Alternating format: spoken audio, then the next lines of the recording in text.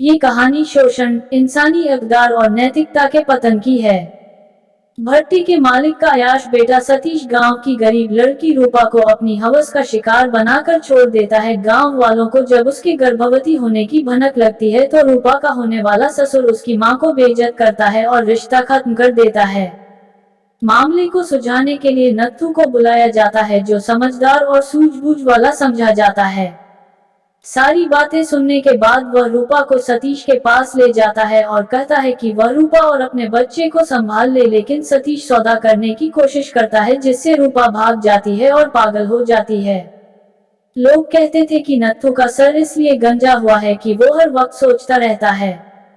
इस बयान में काफी सदाकत है, क्योंकि सोचते वक्त नत्थू सर खुजलाया करता है। उसके बाल चूंकि बहुत खुरदरे और खुश्क हैं और तेल न मलने के बाइस बहुत खस्ता हो गए हैं, इसलिए बार बार खुजलाने से उसके सर का दरमियानी हिस्सा बालों से बिल्कुल बेनियाज हो गया है। अगर उसका सर हर रोज धोया जाता तो ये हिस्सा जरूर चमकता, मगर मैल की ज्यादती के बाइस उसकी हालत बिल्कुल उस तवे की सी हो गई है जिस पर हर रोज रोटियां पकाई जाए मगर उसे साफ न किया जाए। नत्थू भट्टे पर ईंटें बनाने का काम करता था। यही वजह है कि वो अक्सर अपने ख्यालात को कच्ची ईंटें समझता था और किसी पर फौरन ही जाहिर नहीं किया करता था। उसका ये उसूल था कि ख्याल को अच्छी तरह पकाकर बाहर निकालना चाहिए, ताकि जिस इमारत में भी वो इस्तेमाल हो उसका एक मजबूत हिस्सा बन जाए। गांव वाले उसके ख्यालात की कद्र करते थे और मुश्किल बात में उससे मशवरा लिया करते थे, लेकिन इस कदर हौसला अफजाई से नत्थू अपने आप को अहम नहीं समझने लगा था। जिस तरह गांव में शंभू का काम हर वक्त लड़ते झगड़ते रहना था, उसी तरह उसका काम हर वक्त दूसरों को मशवरा देते रहना था। वो समझता था कि हर शख्स सिर्फ एक काम लिए पैदा होता है। चुनांचे शंभू के बारे में चौपाल पर जब कभी जिक्र छिड़ता तो वो हमेशा यही कहा करता था, खाद कितनी बदबूदार चीजों से बनती है पर खेती बाड़ी उसके बिना हो ही नहीं सकती। शंभू के हर सांस में गालियों की बास आती है, ठीक है, पर गांव की चहल पहल और रौनक भी उसी के दम से कायम है। अगर वो न हो तो लोगों को कैसे मालूम हो कि गालियां क्या होती हैं। अच्छे बोल जानने के साथ साथ बुरे बोल भी मालूम होने चाहिए। नत्थू भट्टे से वापस आ रहा था और हसब मामूल सर खुजलाता गांव के किसी मसले पर गौर फिक्र कर रहा था। लालटेन के खंभे के पास पहुंचकर उसने अपना हाथ सर से अलहदा किया, जिसकी उंगलियों से वो बालों का एक मैल भरा गुच्छा मरोड़ रहा था। वो अपने झोंपड़े के ताजा लिपे हुए चबूतरे की तरफ बढ़ने ही वाला था कि सामने से उसे किसी ने आवाज दी। नत्थू पलटा और अपने सामने वाले झोंपड़े की तरफ बढ़ा, जहां माधव उसे हाथ के इशारे से बुला रहा था। झोंपड़े के छज्जे के नीचे चबूतरे पर माधव, उसका लंगड़ा भाई और चौधरी बैठे थे। उनके अंदाज़े नशिस्त से ऐसा मालूम होता था कि वो कोई निहायत ही अहम बात सोच रहे हैं। सबके चेहरे कच्ची ईंटों के मानिंद पीले थे। माधव तो बहुत दिनों का बीमार दिखाई देता था। एक कोने में ताकचे के नीचे रूपा की माँ बैठी हुई थी। गलीस कपड़ों में वो मैले कपड़ों की एक गठड़ी दिखाई दे रही थी। नत्थू ने दूर ही से मुआमले की नजाकत महसूस की और कदम तेज करके उनके पास पहुंच गया। माधव ने इशारे से उसे अपने पास बैठने को कहा। नत्थू बैठ गया और उसका एक हाथ गैर इरादी तौर पर अपने बालों के उस गुच्छे की तरफ बढ़ गया जिसकी जड़ें काफी हिल चुकी थी। अब वो उन लोगों की बातें सुनने के लिए बिल्कुल तैयार था। माधव उसको अपने पास बिठाकर खामोश हो गया, मगर उसके कपकपाते हुए होंठ साफ जाहिर कर रहे थे कि वो कुछ कहना चाहता है, लेकिन फौरन नहीं कह सकता। माधव का लंगड़ा भाई भी खामोश था और बार बार अपनी कटी हुई टांग के आखिरी टुंड मुंड हिस्से पर, जो गोश्त का एक बदशक्ल लोथड़ा सा बना हुआ था, हाथ फेर रहा था। रूपा की मां ताकचे में रखी हुई मूर्ति के मानिंद गूंगी बनी हुई थी और चौधरी अपनी मूंछों को ताव देना भूलकर जमीन पर लकीरें बना रहा था। नत्थू ने खुद ही बात शुरू की तो माधव शुरू हो गया, नत्थू बात यह है कि अब मैं तुम्हें क्या बताऊं कि बात क्या है। मैं कुछ कहने के काबिल न रहा। चौधरी, तुम ही जी कड़ा करके सारा किस्सा सुना दो। नत्थू ने गर्दन उठाकर चौधरी की तरफ देखा, मगर वो जमीन पर लकीरें बनाता रहा और कुछ न बोला। दोपहर की उदास फिजा बिल्कुल खामोश थी। अलबत्ता कभी कभी चीलों की चीखें सुनाई देती थी। और झोपड़ी के दाहिने हाथ घोड़े पर जो मुर्ग कूड़े को कुरेद रहा था, कभी कभी वो भी किसी मुर्गी को देखकर बोल उठता था। चंद लम्हात तक झोपड़े के छज्जे के नीचे सब खामोश रहे और नत्थु मामले की नजाकत अच्छी तरह समझ गया। रूपा की माँ ने रोनी आवाज में कहा, मेरे फूटे भाग। उसको तो जो कुछ उजड़ना था उजड़ी, मुझे भागन की सारी दुनिया बर्बाद हो गई। क्या अब कुछ नहीं हो सकता?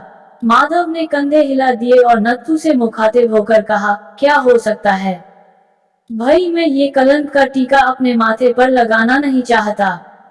मैंने जब अपने लालू की बात रूपा से पक्की की थी तो मुझे ये किस्सा मालूम नहीं था।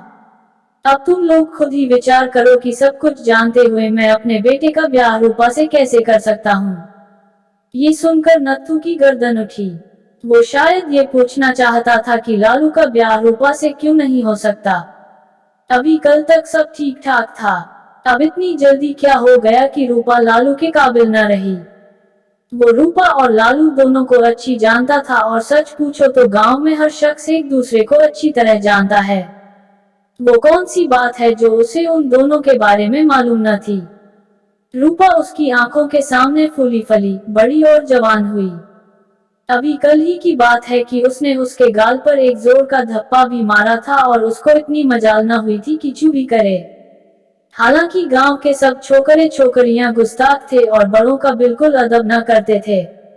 रूपा तो बड़ी भोली भाली लड़की थी, बातें भी बहुत कम करती थी और उसके चेहरे पर भी कोई ऐसी अलामत न थी जिससे ये पता चलता कि वो कोई शरारत भी कर सकती है। फिर आज उसकी बाबत ये बातें क्यों हो रही थी? नत्थु को गांव के हर झोपड़े और उसके अंदर रहने वालों का हाल मालूम था। मिसाल के तौर पर उसे मालूम था कि चौधरी की गाय ने सुबह सवेरे एक बछड़ा दिया है और माधव के लंगड़े भाई की बैसाखी टूट गई है। गामा हलवाई अपनी मूंछों के बाल चुनवा रहा था कि उसके हाथ से आईना गिरकर टूट गया और एक सेर दूध के पैसे नाई को बतौर कीमत देना पड़े। उसे ये भी मालूम था कि 2 उपलों पर परशुराम और गंगू की चकपक होते होते रह गई थी और सालिग्राम ने अपने बच्चों को पापड़ भूनकर खिलाए थे। हालांकि वैद्य जी ने मना किया था कि उनको मिर्चों वाली कोई शय न दी जाए। नत्थु हैरान था कि ऐसी कौन सी बात है जो उसे मालूम नहीं। ये तमाम ख्यालात उसके दिमाग में एकदम आए और वो माधव काका से अपनी हैरत दूर करने की खातिर कोई सवाल करने ही वाला था कि चौधरी ने जमीन पर तोते की शक्ल मुकम्मल करते हुए कहा, कुछ समझ में नहीं आता। थोड़े ही दिनों में वो बच्चे की माँ बन जाएगी। तो ये बात थी। नत्थु के दिल पर एक घूंसा सा लगा। उसे ऐसा महसूस हुआ कि दोपहर की धूप में उड़ने वाली सारी चीलें उसके दिमाग में घुसकर चीखने लगी हैं। उसने अपने बाल ज्यादा तेजी से मरोड़ने शुरू कर दिए। माधव काका नत्थु की तरफ झुका और बड़े दुख भरे लहजे में उससे कहने लगा, बेटा तुम्हें ये बात तो मालूम है कि मैंने अपने बेटे की बात रूपा से पक्की की थी। अब मैं तुमसे क्या कहूँ? जरा कान इधर लाओ। उसने हौले से नत्थु के कान में कुछ कहा और फिर उसी लहजे में कहने लगा, कितनी शर्म की बात है, मैं तो कहीं का ना रहा। ये मेरा बुढ़ापा और ये जानलेवा दुख, और तो और लालू को बताओ कितना दुख हुआ होगा। तुम ही इंसाफ करो, क्या लालू की शादी अब इससे हो सकती है? लालू की शादी तो एक तरफ रही, क्या ऐसी लड़की हमारे गांव में रह सकती है? क्या इसके लिए हमारे यहाँ कोई जगह है? नत्थु ने सारे गांव पर एक ताइराना नजर डाली और उसे ऐसी जगह नजर न आई जहाँ रूपा अपने बाप समेत रह सकती थी। अलबत्ता उसका एक झोपड़ा था जिसमें वो चाहे किसी को भी रखता। पिछले बरस उसने कोली को उसमें पनाह दी थी। हालांकि सारा गांव उसे रोक रहा था और उसे डरा रहा था कि देखो ये बीमारी बड़ी छूत वाली होती है, ऐसी न हो कि तुम्हें चिमट जाए। लेकिन वो अपनी मर्जी का मालिक था। उसने वही कुछ किया जो उसके मन ने अच्छा समझा। कोली उसके घर में पूरे 6 महीने रहकर मर गई, लेकिन उसे बीमारी बिल्कुल न लगी। अगर गांव में रूपा के लिए कोई जगह न रहे तो क्या इसका ये मतलब था कि उसे मारी मारी फिरने दिया जाए? हरगिज नहीं। नत्थु इस बात का कायल नहीं था कि दुखी पर और दुख लाद दिए जाएं। उसके झोपड़े में हर वक्त उसके लिए जगह थी। वो 6 महीने तक एक कोड़ी की तीमारदारी कर सकता था और रूपा कोड़ी तो नहीं थी। कोड़ी तो नहीं थी, ये सोचते हुए नत्थु का दिमाग एक गहरी बात सोचने लगा। रूपा कोड़ी नहीं थी, इसलिए वो हमदर्दी की ज्यादा मुस्तहिक भी नहीं थी। उसे क्या रोग था? कुछ भी नहीं, जैसा कि ये लोग कह रहे थे। वो थोड़े ही दिनों में बच्चे की माँ बनने वाली थी। पर ये भी कोई रोग है? और क्या माँ बनना कोई पाप है?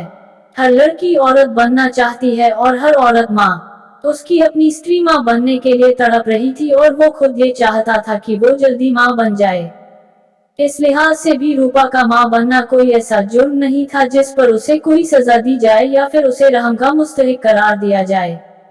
वो एक के बजाय दो बच्चे जने, इससे किसी का क्या बिगड़ता था? वो औरत ही तो थी, मंदिर में गड़ी हुई देवी तो थी नहीं। और फिर ये लोग ख्वाह मख्वाह क्यों अपनी जान हलकान कर रहे थे? माधव काका के लड़के से उसकी शादी होती तो भी कभी न कभी बच्चा जरूर पैदा होता। अब कौन सी आफत आ गई थी? ये बच्चा जो अब उसके पेट में था, कहीं से उड़कर तो नहीं आ गया? शादी ब्याह जरूर हुआ होगा। ये लोग बाहर बैठे आप ही फैसला कर रहे हैं और जिसकी बाबत फैसला हो रहा है उससे कुछ पूछते ही नहीं। गोया वो बच्चा नहीं, बल्कि ये खुद जन रहे हैं। अजीब बात थी। और फिर उनको बच्चे की क्या फिक्र पड़ गई थी? बच्चे की फिक्र या तो माँ करती है या उसका बाप। और मजा देखिए कि कोई बच्चे के बाप की बात ही नहीं करता था। ये सोचते हुए नत्थू के दिमाग में एक बात आई और उसने माधव काका से कहा, काका, जो कुछ तुमने कहा उससे मुझे बड़ा दुख हुआ, पर तुमने ये कैसे कह दिया कि रूपा के लिए यहाँ कोई जगह नहीं? हम सब अपने अपने झोपड़ों को ताले लगा दे तो भी उसके लिए एक दरवाजा खुला रहता है। चौधरी ने जमीन पर तोते की आंख बनाते हुए कहा, तौबा का। नत्थू ने जवाब दिया, उनके लिए जो पापी हों। रूपा ने कोई पाप नहीं किया, वो निर्दोष है। चौधरी ने हैरत से माधव काका की तरफ देखा और कहा, इसने पूरी बात नहीं सुनी। माधव का लंगड़ा भाई अपनी कटी हुई टांग पर हाथ फेरता रहा। नत्थू रूपा की माँ से मुखातिब हुआ, अभी सुन लेता हूँ। रूपा कहाँ है? रूपा की माँ ने अपनी खुरदरी उंगलियों से आंसू पोंछे और कहा, अंदर बैठी अपने नसीबों को रो रही है। ये सुनकर नत्थू ने अपना सर एक बार जोर से खुजलाया और उठकर कमरे के अंदर चला गया। रूपा अंधेरी कोठरी के एक कोने में सर झुकाए बैठी थी। उसके बाल बिखरे हुए थे। मैले कुचले कपड़ों में अंधेरे के अंदर वो गीली मिट्टी का ढेर सा दिखाई दे रही थी। जो बातें बाहर हो रही थी उनका एक एक लफ्ज उसने सुना था। हालांकि उसके कान उसके अपने दिल की बातें सुनने में लगे हुए थे जो किसी तरह खत्म ही न होती थी। नथु अंदर आने के लिए उठा तो वो दौड़कर सामने की खटिया पर जा पड़ी और गोदड़ी में अपना सर मुंह छुपा लिया। नथु ने जब देखा कि रूपा छुप गई है तो उसे बड़ी हैरत हुई। उसने पूछा, अरे मुझसे क्यों छुपती हो? रूपा रोने लगी और अपने आप को कपड़े में और लपेट लिया। वो बगैर आवाज के रो रही थी, मगर नत्थू को ऐसा महसूस हो रहा था कि रूपा के आंसू उसके तपते हुए दिल पर गिर रहे हैं। उसने गुदड़ी के उस हिस्सा पर हाथ फेरा जिसके नीचे रूपा का सर था और कहा, तुम मुझसे क्यों छुपती हो?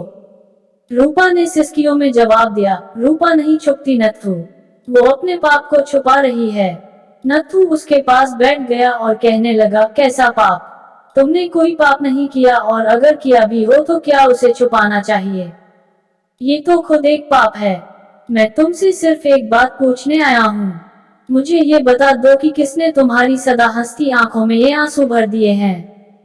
किसने इस बाली उम्र में तुम्हें पाप और पुण्य के झगड़े में फंसा दिया है? मैं क्या कहूँ? रूपा ये कहकर गोदड़ी में और सिमट गई। नत्थू बोलता था और रूपा को ऐसा महसूस होता था कि कोई उसे इकट्ठा कर रहा है, उसे सुकेड़ रहा है। नत्थू ने बड़ी मुश्किल से रूपा के मुंह से कपड़ा हटाया और उसको उठाकर बिठा दिया। रूपा ने दोनों हाथों में अपने मुंह को छुपा लिया और जोर जोर से रोना शुरू कर दिया। इससे नत्थू को बहुत दुख हुआ। एक तो पहले उसे ये चीज सता रही थी कि सारी बात उसके जहन में मुकम्मल तौर पर नहीं आती और दूसरे रूपा उसके सामने रो रही थी। अगर उसे सारी बात मालूम होती तो वो उसके ये आंसू रोकने की कोशिश कर सकता था जो मैली गुदड़ी में जज्ब हो रहे थे। मगर उसको सिवाय इसके और कुछ मालूम नहीं था कि रूपा थोड़े ही दिनों में बच्चे की मां बनने वाली है। उसने फिर उससे कहा, रूपा तुम मुझे बताती क्यों नहीं हो? नत्थू भैया तुमसे पूछ रहा है और वो कोई गैर थोड़ी है जो तुम यूं अपने मन को छुपा रही हो। तुम रोती क्यों हो? गलती हो ही जाया करती है। लालू की किसी और से शादी हो जाएगी और तुम अपनी जगह खुश रहोगी। तुम्हें दुनिया का डर है तो मैं कहूंगा कि तुम बिल्कुल बेवकूफ हो। लोगों के जो जी में आए कहें, तुम्हें इससे क्या। रोने धोने से कुछ नहीं होगा रूपा। आंसू भरी आंखों से न तुम मुझे ही ठीक तौर से देख सकती हो और न अपने आप को। रोना बंद करो और मुझे सारी बात बताओ। रूपा की समझ में न आता था कि वो उससे क्या कहे। वो दिल में सोचती थी कि अब ऐसी कौन सी बात रह गई है जो दुनिया को मालूम नहीं। यही सोचते हुए उसने नत्थू से कहा, नत्थू भैया, मुझसे ज्यादा तो दूसरों को मालूम है। मैं तो सिर्फ इतना जानती हूँ कि जो कुछ मैं सोचती थी एक सपना था। यूं तो हर चीज सपना होती थी, पर यह सपना बड़ा ही अजीब है। कैसे शुरू हुआ, क्यों कर खत्म हुआ, इसका कुछ पता ही नहीं चलता। बस ऐसा मालूम होता है कि वो तमाम दिन जो मैं कभी खुशी से गुजारती थी, आंखों में आंसू बनना शुरू हो गए हैं। मैं घड़ा लेकर उछलती कूदती गाती कुएं पर पानी भरने गई। पानी भरकर जब वापस आने लगी तो ठोकर लगी और घड़ा चकनाचूर हो गया। मुझे बड़ा दुख हुआ। मैंने चाहा कि उस टूटे हुए घड़े के टुकड़े उठाकर झोली में भर लूं, पर लोगों ने शोर मचाना शुरू कर दिया। नुकसान मेरा हुआ। चाहिए तो ये था कि वो मुझसे हमदर्दी करते, पर उन्होंने उल्टा मुझे ही डांटना शुरू कर दिया। गोया घड़ा उनका था और तोड़ने वाली मैं थी, और इस रोड़े का कोई कसूर ही न था जो रास्ते में पड़ा था और जिससे दूसरे भी ठोकर खा सकते थे। तुम मुझसे कुछ न पूछो, मुझे कुछ याद नहीं रहा। नत्थू की उंगलियां ज्यादा तेजी से बालों का गुच्छा मरोड़ने लगी। उसने बड़े इस्तिराब से कहा, मैं सिर्फ पूछता हूँ कि वो है कौन। कौन? वही वही। रूपा इससे आगे कुछ न कह सकी। रूपा के सीने से एक बेइख्तियार आह निकल गई। वो पहले जितना नजदीक था अब उतना ही दूर है। मैं उसका नाम पूछता हूँ, और जानती हो मैं तुमसे उसका नाम क्यों पूछता हूँ? इसलिए कि वो तुम्हारा पति है और तुम उसकी पत्नी हो। तुम उसकी हो और वो तुम्हारा। ये नत्थू इसके आगे कुछ कहने ही वाला था कि रूपा ने दीवाना वार उसके मुंह पर हाथ रख दिया और फटे हुए लहजे में कहा, हौले हौले बोलो नत्थू, हौले हौले बोलो, कहीं वो जो मेरे हृदय में नया जीव है न सुन ले कि उसकी माँ पापिन है। नत्थू इसी डर के मारे तो मैं ज्यादा सोचती नहीं, ज्यादा गम नहीं करती कि इसको कुछ मालूम ना हो। पर बैठे बैठे कभी मेरे मन में आता है कि डूब मरूं, अपना गला घूंट लूं या फिर जहर खा के मर जाऊं। नत्थू ने उठकर टहलना शुरू कर दिया। वो सोच रहा था। एक दो सेकंड गौर करने के बाद उसने कहा, कभी नहीं, मैं तुम्हें कभी मरने न दूंगा, तुम क्यों मरो। यूं तो मौत से छुटकारा नहीं, सबको एक दिन मरना है, पर इसीलिए तो जीना भी जरूरी है। मैं कुछ पढ़ा नहीं, मैं कोई पंडित नहीं, पर जो कुछ मैंने कहा है ठीक है। तुम मुझे उसका नाम बता दो। मैं तुम्हें उसके पास ले चलूंगा और उसे मजबूर करूंगा कि वो तुम्हारे साथ ब्याह कर ले और तुम्हें अपने पास रखे। वही तुम्हारा पति है। नत्थू फिर रूपा के पास बैठ गया और कहने लगा, लो मेरे कान में कह दो। वो कौन है? रूपा, क्या तुम्हें मुझ पर एतबार नहीं? क्या तुम्हें यकीन नहीं आता कि मैं तुम्हारे लिए कुछ कर सकूंगा?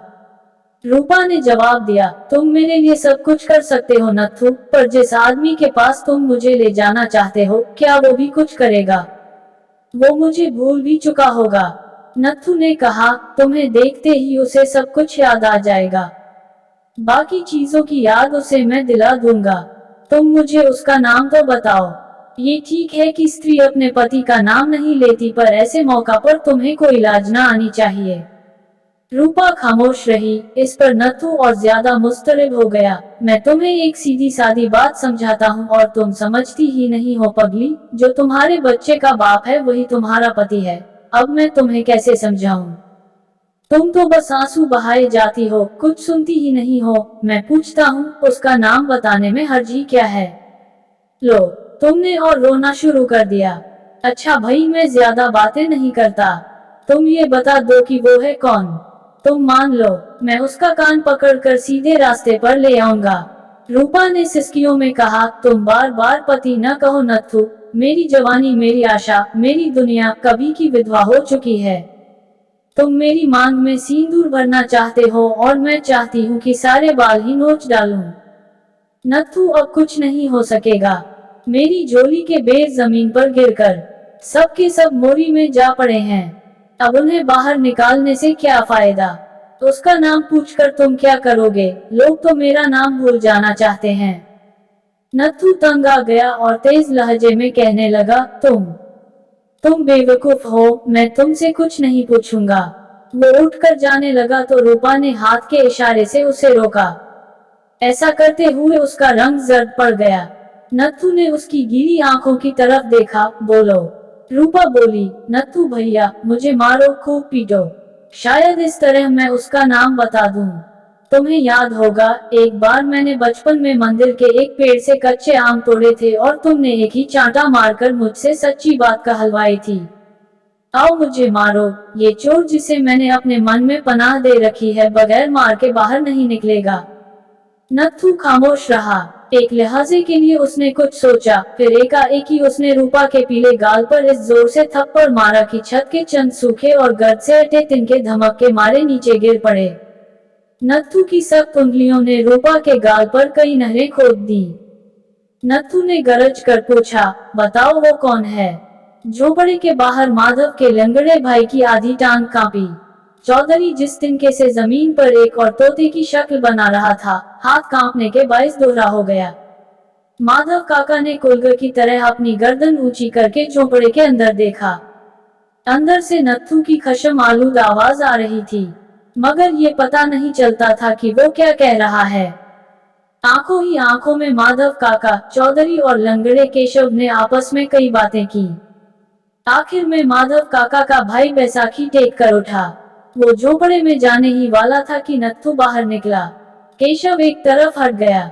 नत्थू ने पलटकर अपने पीछे देखा और कहा कि आओ रूपा। फिर उसने रूपा की माँ से कहा, माँ तुम बिल्कुल चिंता ना करो, सब ठीक हो जाएगा। हम शाम तक लौट आएंगे। किसी ने नत्थू से ये न पूछा कि वो रूपा को लेकर किधर जा रहा है। माधव काका कुछ पूछने ही वाला था कि नत्थू और रूपा दोनों चबूतरे पर से उतरकर मोरी के उस पार जा चुके थे। चुनांचे वो अपनी मूंछ के सफेद बाल नोचने में मसरूफ हो गया और चौधरी को बड़े तिनके को सीधा करना शुरू कर दिया। भट्टी के मालिक लाला गणेश दास का लड़का सतीश, जिसे भट्टे के मजदूर छोटे लाला जी कहा करते थे, अपने कमरे में अकेला चाय पी रहा था। पास ही तिपाई पर एक खुली हुई किताब रखी थी जिसे गालिबन वो पढ़ रहा था। किताब की जिल्द की तरह उसका चेहरा भी जज्बात से खाली था।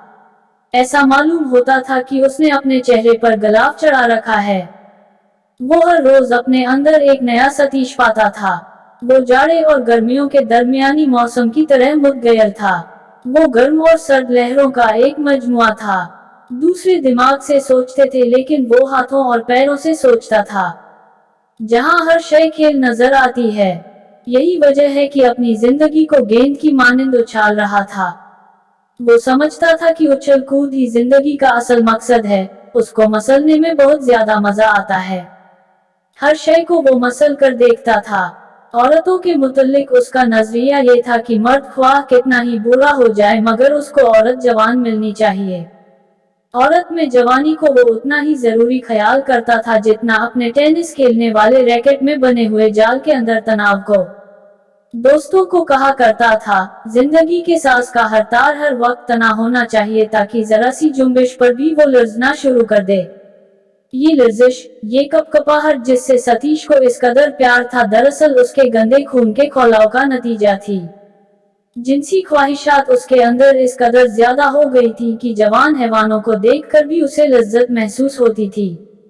वो जब अपनी घोड़ी के जवान बच्चे के कपकपाते हुए बदन को देखता था तो उसे नाकाबिले बयान मसरत हासिल होती थी। उसको देखकर कई बार उसके दिल में ये ख्वाहिश पैदा हुई थी कि वो अपना बदन इसके तरोताजा बदन के साथ घिसे। सतीश चाय पी रहा था और दिल ही दिल में चायदानी की तारीफ कर रहा था जो बेदाग सफेद चीनी की बनी हुई थी। सतीश को दाग पसंद नहीं थे। वो हर शय में हमवारी पसंद करता था। साफ बदन औरतों को देखकर वो अक्सर कहा करता था, मेरी निगाहें उस औरत पर कई घंटे तैरती रहीं। वो किस कदर हमवार थी। ऐसा मालूम होता था कि शफाफ पानी की छोटी सी झील है। ये कमरा जिसमें उस वक्त सतीश बैठा हुआ था, खास तौर पर उसके लिए बनवाया गया था। कमरे के सामने टेनिस कोर्ट था। यहाँ वो अपने दोस्तों के साथ हर रोज शाम को टेनिस खेलता था। आज उसने अपने दोस्तों से कह दिया था कि वो टेनिस खेलने नहीं आएगा क्योंकि उसे आज एक दिलचस्प खेल खेलना था। भंगी की नौजवान लड़की जिसके मुतल्लिक उसने एक रोज अपने दोस्त से ये कहा था, तुम उसे देखो। सच कहता हूँ, तुम्हारी निगाहें उसके चेहरे पर से फिसल फिसल जाएंगी। मेरी निगाहें उसको देखने से पहले उसके खुरदरे बालों को थाम लेती हैं ताकि फिसल न जाएं। आज एक मुद्दत के बाद टेनिस कोर्ट में इससे खुफिया मुलाकात करने के लिए आ रही थी। वो चाय पी रहा था और उसको ऐसा मालूम होता था कि चाय में उस जवान लड़की के सांवले रंग का अक्स पड़ रहा था। उसके आने का वक्त हो गया था। बाहर सूखे पत्ते खड़के तो सतीश ने प्याली में से चाय का आखिरी घूंट पिया और उसकी आमद का इंतजार करने लगा। एक लंबा सा साया टेनिस कोर्ट के झाड़ू दिए हुए सीने पर मुतहर्रिक हुआ और लड़की की बजाय नत्थु नुमदार हुआ। सतीश ने गौर से उसकी तरफ देखा कि आने वाला भट्टे का एक मजदूर है। नत्थु अपने बालों का एक गुच्छा उंगलियों से मरोड़ रहा था और टेनिस कोर्ट की तरफ बढ़ा रहा था। सतीश की कुर्सी बरामदे में बिछी थी। पास पहुंचकर नत्थु खड़ा हो गया और सतीश की तरफ यूं देखने लगा गोया छोटे लाला जी को उसकी आमद की गर्ज व गायत अच्छी तरह मालूम है। सतीश ने पूछा, क्या है? नत्थु खामोशी से बरामदे की सीढ़ियों पर बैठ गया और कहने लगा, छोटे लाला जी, मैं उसे लेकर आया हूँ। अब आप उसे अपने पास रख लीजिए, गांव वाले उसे बहुत तंग कर रहे हैं। सतीश हैरान हो गया। उसकी समझ में नहीं आया कि नत्थु क्या कह रहा है। उसने पूछा, किसे तंग कर रहे हैं? नत्थु ने जवाब दिया, आप रूपा को, आपकी पत्नी को। मेरी पत्नी? सतीश चकरा गया। मेरी पत्नी? तेरा दिमाग तो नहीं बहक गया? ये क्या बक रहा है? ये कहते ही उसके अंदर, बहुत अंदर रूपा का ख्याल पैदा हुआ और उसे याद आया कि पिछले सावन में वो एक मोटी मोटी आंखों और गदराए हुए जिस्म वाली एक लड़की से कुछ दिनों खेला था। वो दूध लेकर शहर में जाया करती थी। एक बार उसने दूध की बूंदें उसके उभरते हुए सीने पर टपकती देखी थी और हाँ, ये रूपा वही लड़की थी जिसके बारे में उसने एक बार ये ख्याल किया था कि वो दूध से ज्यादा मुलायम है। उसको हैरत भी होती थी कि ये ईंटें बनाने वाले ऐसी नरमो नाजुक लड़कियां कैसे पैदा कर लेते हैं। वो भंगी की लड़की को भूल सकता था, सुशीला को फरामोश कर सकता था, जो हर रोज उसके साथ टेनिस खेलती थी। वो अस्पताल की नर्स को भूल सकता था जिसके सफेद कपड़ों का वो मुअतरिफ था। लेकिन रूपा को नहीं भूल सकता था। उसे अच्छी तरह याद है कि दूसरी या तीसरी मुलाकात पर जबकि रूपा ने अपना आप उसके हवाले कर दिया था तो उसकी एक बात पर उसे बहुत हंसी आई थी। रूपा ने उससे कहा था, छोटे लाला जी, कल सुंदरी चमारिन कह रही थी, जल्दी जल्दी ब्याह कर ले री, बड़ा मजा आता है। उसे क्या पता कि मैं ब्याह कर भी चुकी हूँ। मगर रूपा थी कहाँ? सतीश की हैवानी हिस्स उसका नाम सुनते ही बेदार हो चुकी थी। सतीश का दिमाग मुआमले की नजाकत को समझ गया था, मगर उसका जिस्म सिर्फ अपनी दिलचस्पी की तरफ मुतवज्जा था। सतीश ने पूछा, कहाँ है रूपा? नत्थु उठ खड़ा हुआ, बाहर खड़ी है, मैं अभी उसे लाता हूँ। सतीश ने फौरन रोबदार लहजे में कहा, खबरदार जो उसे तू यहाँ लाया, जा भाग जा यहाँ से। पर छोटे लाला जी, वो आपकी पत्नी हो चुकी है, बच्चे की माँ बनने वाली है और बच्चा आप ही का तो होगा, आप ही का तो होगा। नत्थु ने तुतलाते हुए कहा। तो रूपा हामिला हो चुकी थी। सतीश को कुदरत की ये सितम ज़रीफी सख्त नापसंद थी। उसकी समझ में नहीं आता था कि औरत और मर्द के तल्लुकात के साथ साथ ये हमल का सिलसिला क्यों जोड़ दिया है। मर्द जब किसी औरत की खास खूबी का मुअतरिफ होता है तो उसकी सजा बच्चे की शक्ल में क्यों तरफैन को भुगतना पड़ती है। रूपा बच्चे के बगैर कितनी अच्छी थी और वो खुद उस बच्चे के बगैर कितने अच्छे तरीके पर रूपा के साथ तल्लुकात कायम रख सकता था। इस सिलसिले तौलीद की वजह से कई बार उसके दिल में ये ख्याल पैदा हुआ कि औरत एक बेकार शय है, यानी उसको हाथ लगाओ और ये बच्चा पैदा हो जाता है, ये भी कोई बात है। अब उसकी समझ में नहीं आता था कि वो उस बच्चे का क्या करे जो पैदा हो रहा था। थोड़ी देर गौर करके उसने नत्थु को अपने पास बिठाया और बड़े आराम से कहा, तुम रूपा के क्या लगते हो? खैर छोड़ो इस किस्से को। देखो, ये बच्चे की बात मुझे पसंद नहीं, मुफ्त में हम दोनों बदनाम हो जाएंगे। तुम ऐसा करो, रूपा को यहाँ छोड़ जाओ। मैं उसे आज ही किसी ऐसी जगह भिजवा दूंगा जहाँ ये बच्चा ज़ाय कर दिया जाए और रूपा को मैं कुछ रुपए दे दूंगा, वो खुश हो जाएगी। तुम्हारा इनाम भी तुम्हें मिल जाएगा। ठहरो। ये कहकर सतीश ने अपनी जेब से बटुआ निकाला और 10 रुपए का नोट नत्थू के हाथ में देकर कहा, ये रहा तुम्हारा इनाम। जाओ ऐश करो। नत्थू चुपके से उठा। 10 रुपए का नोट उसने अच्छी तरह मुट्ठी में दबा लिया और वहां से चल दिया। सतीश ने इत्मीनान का सांस लिया कि चलो छुट्टी हुई। अब वो भंगी की लड़की की बाबत सोचने लगा कि अगर उसे भी, मगर ये क्या, नत्थू रूपा के साथ वापस आ रहा था। रूपा की नजरें झुकी हुई थी और वो यूं चल रही थी जैसे उसे बहुत तकलीफ हो रही थी। सतीश ने सोचा, ये बच्चा पैदा करना भी एक अच्छी खासी मुसीबत मालूम होती है। नत्थू और रूपा दोनों बरामदे की सीढ़ियों के पास खड़े हो गए। सतीश ने रूपा की तरफ देखे बगैर कहा, देखो रूपा, मैंने उसको सब कुछ समझा दिया है। तुम फिक्र न करो, सब ठीक हो जाएगा। समझी? क्यों भाई, तुमने सब कुछ बता दिया ना। नत्थू ने 10 रुपए का नोट खामोशी से सतीश की तरफ बढ़ाया और कहा, छोटे लाला जी, कागज के इस टुकड़े से आप मुझे खरीदना चाहते हैं? मैं तो एक बहुत बड़ा सौदा करने आया था। सतीश ने समझा कि नत्थू शायद 10 रुपए से ज्यादा मांगता है। कितने चाहिए तुझे? मेरे पास इस वक्त 50 है, लेना हो तो ले जाओ। नत्थू ने रूपा की तरफ देखा। रूपा की आंखों से आंसू निकलकर सीमेंट से लिपी हुई सीढ़ियों पर टपक रहे थे।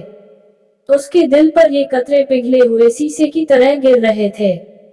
सतीश की तरफ उसने मुड़कर कहा, छोटे लाला जी, ये आपकी पत्नी है, आप इसके बच्चे के बाप हैं। जैसे बड़े लाला जी आपके पिता हैं। रूपा के लिए और कोई जगह नहीं है, वो आपके पास रहेगी और आप उसे पत्नी बनाकर रखेंगे। सब गांव वाले इसे दुत्कार रहे हैं, किस लिए? इसलिए कि वो आपका बच्चा अपने पेट में लिए फिरती है। आपको थामना पड़ेगा। उस लड़की का हाथ जिसने आपको अपना सब कुछ दे दिया। आपका दिल पत्थर का नहीं है छोटे लाला जी, और इस छोकरी का दिल भी पत्थर नहीं है। आपने इसको सहारा न दिया तो और कौन देगा? ये आती नहीं थी, रो रो के अपनी जान हलकान कर रही थी। मैंने इसे समझाया और कहा, पगली तू क्यों रोती है, तेरा पति जीता है, चल मैं तुझे उसके पास ले चलूं। सतीश को पति पत्नी का मतलब ही समझ में नहीं आता था।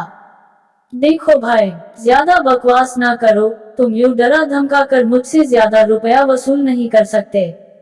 मैं 100 रुपया देने पर राजी हूँ, मगर शर्त यह है कि बच्चा ज़ाय कर दिया जाए।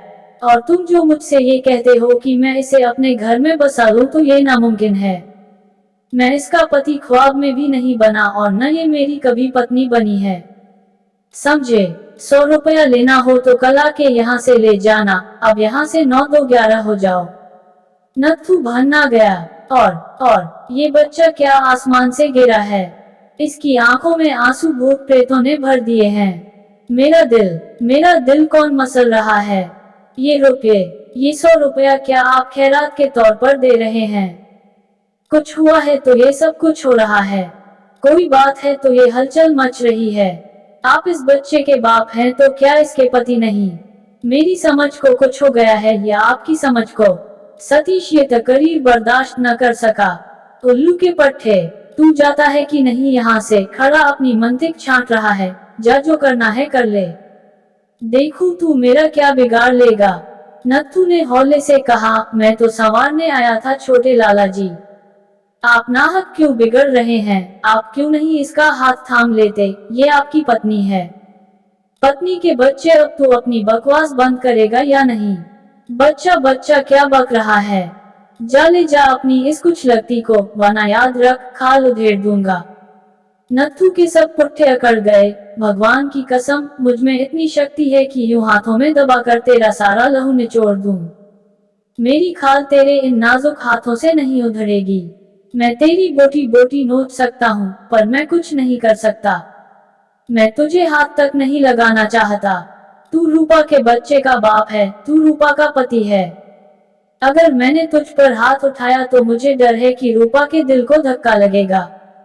तू औरतों से मिलता जुलता है पर तू औरत का दिल नहीं जानता। सतीश आपे से बाहर हो गया और चीखने लगा, तेरी और तेरी रूपा की ऐसी तैसी, निकल यहाँ से बाहर। नत्थू बढ़कर रूपा के आगे खड़ा हो गया और सतीश के पास, बिल्कुल पास जाकर कहने लगा, छोटे लाला जी, मुझे माफ कर दीजिएगा। मैंने ऐसी बातें कह दी हैं जो मुझे नहीं कहना चाहिए थी, मुझे माफ कर दीजिए। मगर रूपा का हाथ थाम लीजिए, आप इसके पति हैं, इसके भाग में आपके बिना और कोई मर्द नहीं लिखा गया। ये आपकी है, अब आप इसे अपना बना लें। ये देखिए, मैं आपके सामने हाथ जोड़ता हूँ। कैसे वाहियात आदमी से वास्ता पड़ा है। सतीश ने कमरे के अंदर जाते हुए कहा, कहता हूँ मैं रूपा वूपा को नहीं जानता, मगर ये ख्वाह मख्वाह उसे मेरे पल्ले बांध रहा है। जाओ जाओ, होश की दवा करो।